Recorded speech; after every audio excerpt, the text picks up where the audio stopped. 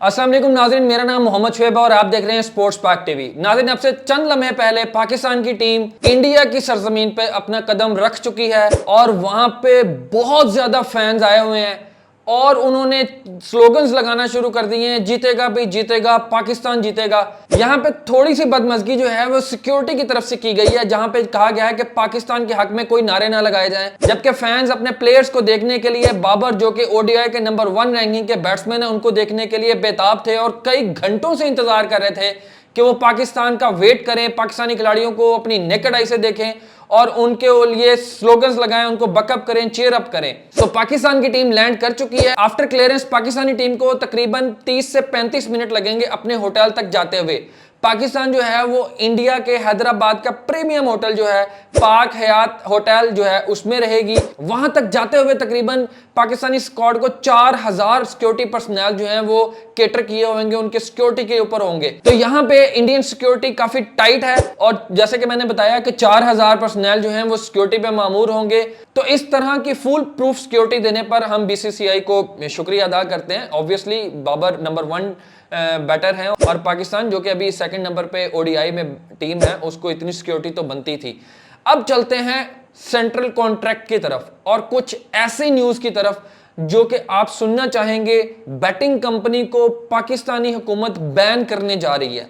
ये बड़ी खबर है, कल से गर्दिश कर रही थी, इसके ऊपर कुछ वर्किंग कर रहा था, अब आज उसके ऊपर काफी सारी चीजें निकालनी है तो मैं उसके ऊपर भी अब आपको आगाह करता हूं। आज से 3 दिन पहले मैंने एक वीडियो की थी जिसमें सेंट्रल कॉन्ट्रैक्ट के बारे में बताया था कि टीम बाबर आजम को बहुत ही ज्यादा मेंटली तौर पे स्ट्रेस रखा जा रहा है ताकि वो उन शराइत को माने जो कि पिछले कई अरसे से पीसीबी मनवाता आ रहा था। मगर यहां पे टीम बाबर जो है वो थोड़ी सी अड़ी हुई थी, फंसी हुई थी कि हमें जो आईसीसी का चंक है पूरी दुनिया के अंदर 20%, 25%, इवन 27.5% भी दिया जाता है, हमें क्यों नहीं दिया जाता है। तो जिसके ऊपर ज़का अशरफ ने थोड़ा सा मोल्ड हुए हैं, लचक दिखाई है और बिलाखिर उन 25 खिलाड़ियों के नाम आ गए हैं जो कैटेगरी ए, बी, सी और डी में होंगे। और जो ए कैटेगरी है उसमें ऑब्वियसली शाहीन शाह अफरीदी हैं, उसमें रिजवान हैं, उसमें बाबर हैं और ये वो प्लेयर होंगे जो कि हमारे प्रीमियम प्लेयर है, तीनों फॉर्मेट में खेलते हैं और ये 45 लाख रुपया लेंगे।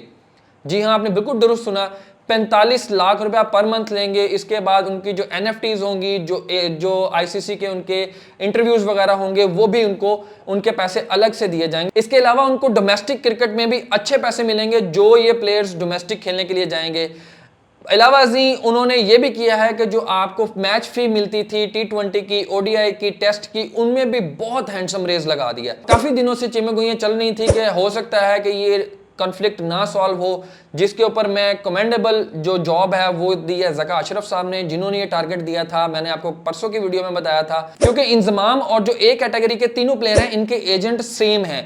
तो इंजमाम ने कहा था कि अगर आप मुझे 2 दिन देते हैं तो मैं इस कॉन्ट्रैक्ट को बिल्कुल ओके करवा दूंगा। तो वही हुआ कि 2 दिन के अंदर अंदर जो है मामला ठीक हुआ और बाबर आजम बहुत कमेंडेबल है इस बारे में। इस प्रॉब्लम के हल होने में बाबर आजम को जितनी दाद दी जाए कम है, क्योंकि उन्होंने अपने खिलाड़ियों को यह समझाया हुआ था कि हमने कहीं सोशल मीडिया पे या किसी भी जगह पे ऐसी बात नहीं करनी जिससे हमारी क्रिकेट की साख को नुकसान हो और पीसीबी की साख को नुकसान हो। इवन आपने देखा होगा कि जब उनसे प्रेस कॉन्फ्रेंस में सवाल किया गया कि बाबर आप क्या कहते हैं कॉन्ट्रैक्ट के मामले में, तो उन्होंने बड़ा एक सोफिस्टिकेटेड सा जवाब दिया कि पीसीबी हमेशा प्लेयर्स के लिए सोचता है और इंशाल्लाह अब भी सोचेगा।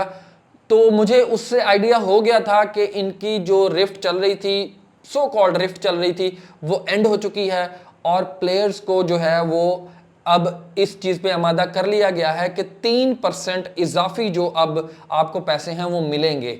और ये 3% कम पैसे नहीं है नाजरीन, ये 9.8 बिलियन जो थे ये उसमें से पाकिस्तानी प्लेयर जो हैं वो अपना हिस्सा मांग रहे थे, जो कि अब 3% के इंक्रीमेंट के साथ तकरीबन 2 से सवा 2 अरब रुपए तक पहुंच चुका है।